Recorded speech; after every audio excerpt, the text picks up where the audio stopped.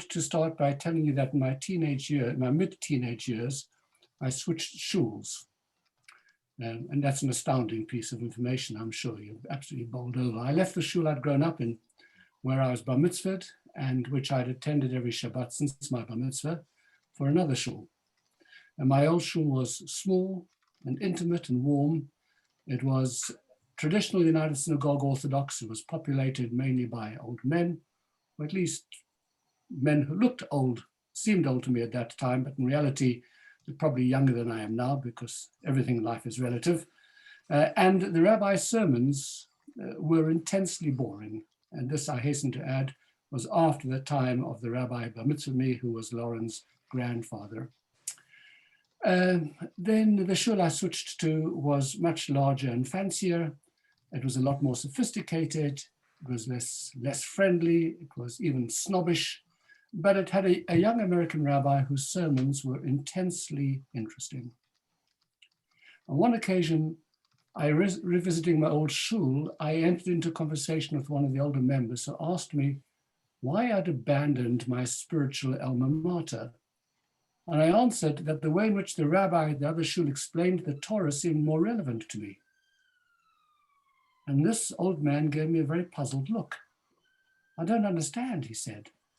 The Torah is the Torah. You can't change it. And there's only one way to explain it. And I really struggled to respond to his challenge. And so we dropped the conversation. Many years later, I came across a line in the Talmud, Tractate Bava Kama. The passage is discussing coins. And the question that's asked by the Gemara was, what was the matbeya, what was the coin of Avram Avinu? And the Talmud answers, an old man and an old woman on one side, and a young man and a young woman on the other side.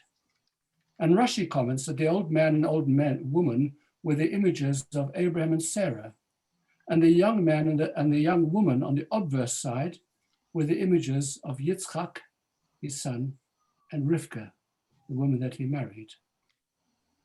Now, there are numerous interpretations of this short passage, but I'd like to offer you one that, had I known it at the time, could have provided a satisfactory response to the old man's challenge all those years ago. You see, we don't know much detail about the societal changes that took place from Abraham and Sarah's generation to Yitzchak and Rivka's, but we do know that times were very different. Yitzchak and Rivka had to carve out a path that was faithful to Abraham's tradition, but at the same time capable of being relevant to the changed social environment. The word matbeya means a coin, but in other Mishnaic texts, it's translated as formula. The Talmud is teaching in this brief passage that the Abrahamic legacy created a formula in which the old and established could exist on one side, whilst allowing for a youthful, fresh, and new approach to Judaism on the other side. That was offered in such a way that it wouldn't compromise the original message. Both could coexist on the same coin, one on the flip side of the other. So my answer to the old man should have been, yes, indeed, it is the same Torah. But in every generation, it's given a new and a fresh voice to make it relevant to that generation. The problem of presenting a new voice without compromising or distorting the old voice has been the challenge of Judaism from its very inception. Much of the book of Deuteronomy describes Moses' efforts to articulate the Torah in a way which would make it relevant to a second generation of Jews who did not themselves leave Egypt or stand at Sinai to personally witness the revelation. In Babylon, when the Talmud was taught to the general populace by the great masters of the Babylonian yeshivot, there was a meturgaman, a translator, who translated the words of the master into a language and a style that made it relevant and understandable to the listeners. In the 19th century, when the forces of secularism swept away traditional observance, starting in Germany and spreading like wildfire to the religious communities of Eastern Europe, the chasm between the values of Torah on the one side and those of the New World on the other side grew exponentially. And it required a Shimshon Raphael Hirsch, called the father of modern orthodoxy, to create a bridge between the two worlds and to save orthodoxy at that time from the seemingly unstoppable clutches of reform, who insisted that the Torah needed to change with the times in order to be relevant. And Shimshon Raphael Hirsch almost single-handedly brought about the survival of Orthodox Judaism against the onslaught of modernity.